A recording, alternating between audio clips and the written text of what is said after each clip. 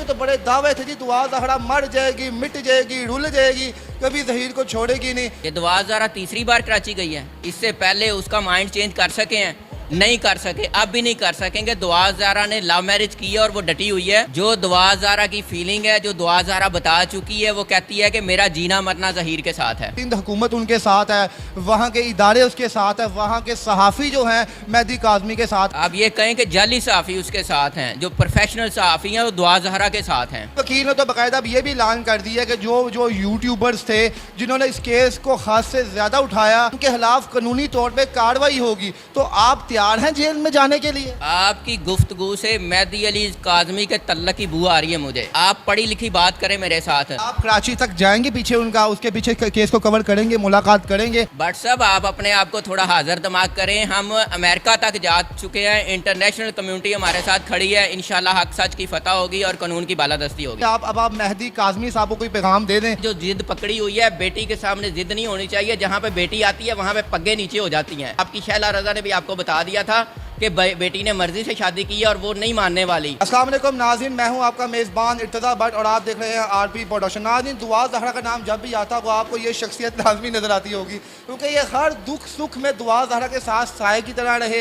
ये रहे ज़ुनैरा मैडम नहीं, वो उसके अलावा अली जाफरी साहब रहे। आइए इनसे पूछते हैं, इनके तो बड़े दावे थे जी दुआ ज़हरा मर जाएगी, मिट जाएगी, रुल जाएगी, कभी ज़हीर को छोड़ेगी नहीं। वो तो बेचारी छोड़ छाड़ के कराची चली गई है और ज़हीर बेचारा भी कराची में रुल रहा है। आइए इनसे पूछते हैं अभी क्या कहते हैं, ये क्या वाकई खुशी से गई है या वो भी इनकी रजामंदी से कराची गई है? अस्सलाम वालेकुम सर। वालेकुम सलाम। जी मियाँ साहब, मैं अब आपको मुबारकबाद दूँ या आपके साथ अफसोस करूँ, क्या करूँ? दुआ ज़हरा और ज़हीर अहमद तो अलग अलग हो गए हैं। मुझे लगता है कि आप लोगों की वैसे अलग हुए हैं वो, जितना आपने उनको उठाया था। बट साहब दुआ ज़हरा क्या मेहदी अली काज़मी साहब के पास चली गई है?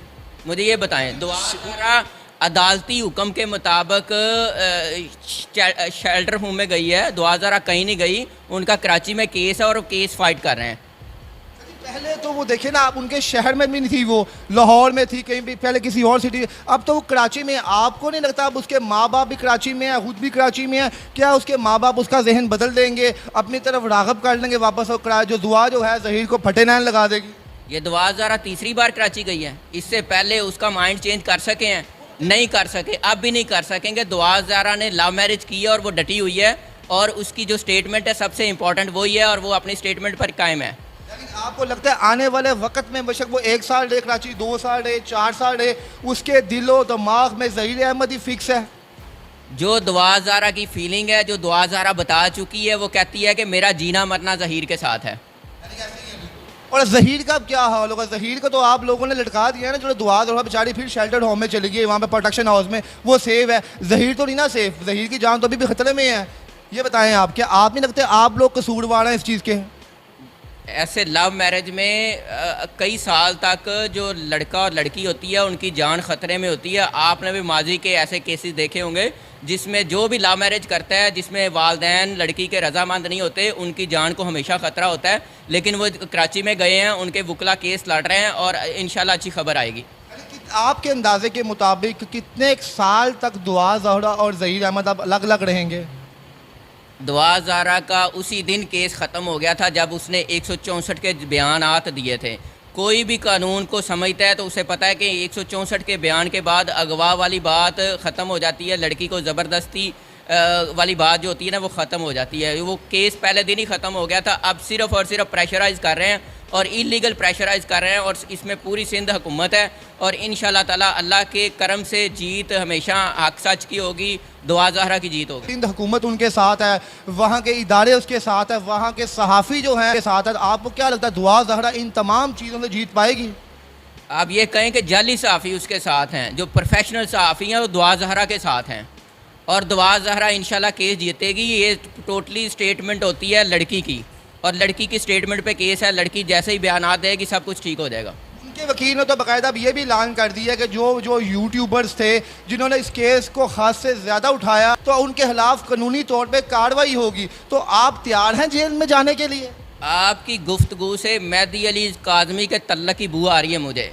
आप पढ़ी लिखी बात करें मेरे साथ, कहीं पे भी कोई ऐसा नहीं है, सब कुछ ठीक है। यूट्यूबर के ख़िलाफ़ वो कुछ कार्रवाई नहीं कर सकते, अब तक सिर्फ डरा रहे हैं। उनके पास एक ही ऑप्शन है कि प्रेशराइज़ करें और वो सिंध हुकूमत को मिला के अपने साथ प्रेशराइज कर रहे हैं, वरना कोई मामला नहीं है किसी किस्म का। कानूनी तौर पे सुप्रीम कोर्ट से दुआ ज़ारा केस जीत चुकी है।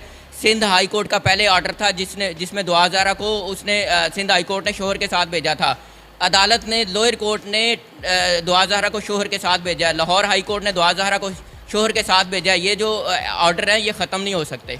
यूट्यूबर्स को क्या पैगाम देंगे जो इस पर बहुत खुश हैं, जो कहते हैं हम अपने मकसद में कामयाब हो गए, दुआ ज़हरा जीत गई, दुआ ज़हरा कराची चली गई, वो इंशाल्लाह ताला जल्द से जल्द अपने माँ बाप के पास होगी, उन यूट्यूबर्स के लिए क्या पैगाम? अपनी गली में खड़े होके कोई रोला डालने से कुछ नहीं होता। वो सिर्फ अपनी गली में खड़े हैं, ना उनको मीडिया एथिक्स है, ना उनका किसी मीडिया से तल्लक है, ना उनका कोई तरबियत है। वो जो मुंह में आता है वो करते जाते हैं, और उन्होंने अभी तक जो भी किया है वो कानून के मुनाफी किया है। ऐसे ही है बिल्कुल। और दुआ ज़हरा के लिए आप क्या पैगाम देंगे? आखिर में उनका तो आपकी मुलाकात नहीं हो सकती, अब तो वो प्रोटेक्शन हाउस में है, शायद आपकी वीडियोस देखे वहाँ पे वो, ताकि कुछ ना कुछ तो उसको हौसला भी हो कि फ़लाँ यूट्यूबर जो मुशीब वकल में था अभी मेरे साथ, उसके लिए क्या पैगाम देंगे?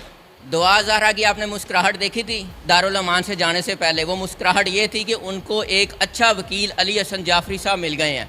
और मैं अभी भी दुआ ज़हरा को कहता हूँ कि अली हसन जाफरी साहब ज़िंदा हैं, हम लोग ज़िंदा हैं, हम इंशाल्लाह हक सच की फ़तह करेंगे। यानी आप कराची तक जाएंगे पीछे उनका, उसके पीछे केस को कवर करेंगे, मुलाकात करेंगे, उसका हाल अहवाल टाइम टू टाइम पूछते रहेंगे, या केस ख़त्म, यूट्यूब की कहानियाँ ख़त्म, यूट्यूब के व्यूज़ ख़त्म? बट साहब आप अपने आप को थोड़ा हाज़र दिमाग करें। हम अमेरिका तक जा चुके हैं, इंटरनेशनल कम्युनिटी हमारे साथ खड़ी है, इंशाल्लाह हक सच की फ़तह होगी और कानून की बालादस्ती होगी। हैदी अली काज़मी साहब, जहाँ पे बेटी सामने होती है तो बेटी से जंग नहीं जीती जाती, और बेटी की खुशी में वालदैन की खुशी होती है। ये माजी भी इस चीज़ का गवाह है, आगे फ्यूचर भी ऐसे ही होगा।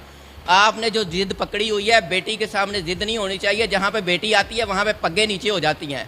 तो आप अपनी बेटी का ख्याल करें। बेटी ने अपनी मर्ज़ी से शादी की है। आपकी शैला रज़ा ने भी आपको बता दिया था कि बेटी ने मर्ज़ी से शादी की है और वो नहीं मानने वाली। तो अब आप समझ जाएं, इस ज़िद को छोड़ दें, इस कौमी इशू जिसको बनाया हुआ है इसको छोड़ दें, और अपनी बेटी की खुशी को अपनी खुशी समझें। और आप आखिर में आप इस फैसले से खुश हैं? वो कराची में चाइल्ड प्रोटेक्शन हाउस में गई है, वो उसकी राय के ख़िलाफ़ फ़ैसला हुआ है, उसकी मर्ज़ी के ख़िलाफ़ कोई फ़ैसला नहीं होना चाहिए। कानून भी ये कहता है, अदालतें भी ये कहती हैं कि जो दुआ ज़हरा चाहेगी वही होगा। तो ये कानून उसकी मर्ज़ी के ख़िलाफ़ फ़ैसला हुआ है। उसकी फ़ौरी तौर पे स्टेटमेंट कराएँ कोर्ट में, अभी पता चल जाएगा कि क्या वो चाहती है। एक्सपोज जो होता है ना, वो नेगेटिव लोग होते हैं। उन्होंने कानूनी तौर पे जीत की है, सुप्रीम कोर्ट ने उनको आज़ाद मर्ज़ी से रहने का हक़ दिया, वो एक्सपोज नहीं हुए। वो अल्लाह का शुक्र है, पहले भी इज़्ज़त से जी रहे थे, अभी इज़्ज़त से जी रहे हैं। और सुप्रीम कोर्ट के अहकामात के मुताबिक उनको आज़ाद रहने का, उनको मर्ज़ी से रहने का हक़ देना चाहिए। अल्लाह ना करे दुआ ज़हरा को कुछ होता है या ज़हीर अहमद को कुछ होता है, आप अपने आप को कसूरवार समझेंगे इसका? हम कसूरवार क्या समझेंगे? वो अपनी स्टेटमेंट जो दे चुके हैं कि कसूरवार कौन होगा, और उनकी जान को कुछ भी हुआ तो कौन ज़िम्मेदार होगा, ये ऑलरेडी वो स्टेटमेंट दे। सर मुसलसल इकरार साहब की कहीं बात तो नहीं कर रहे आप?